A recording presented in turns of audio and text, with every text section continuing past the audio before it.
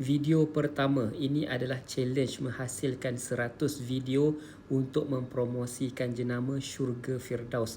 Jenama yang mempromosikan gaya hidup Muslim, yang mana jenama ini akan menjual produk-produk yang berkaitan gaya hidup Muslim. Dan dalam video yang pertama ini saya bercakap tentang impian ataupun matlamat. Sekiranya kita ada matlamat, kita mesti membesarkan matlamat tersebut. Artinya kita kena tulis setiap hari dan kita kena jelas apa yang kita nak capai, dan kita kena jelas kenapa kita kena capai impian dan matlamat tersebut.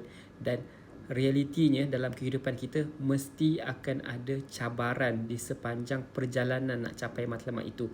Jadi kita kena kuat, kita kena bergantung harap kepada Allah Ta'ala, supaya Allah Ta'ala akan bantu kita dapat mengatasi cabaran-cabaran yang ada sepanjang jalan kita untuk mencapai matlamat dan goal tersebut. Jadi ini adalah video pertama daripada 100 video untuk mempromosikan Syurga Firdaus. Sila follow akaun ini untuk bantu saya, galakkan saya capai laksanakan challenge 100 video ini.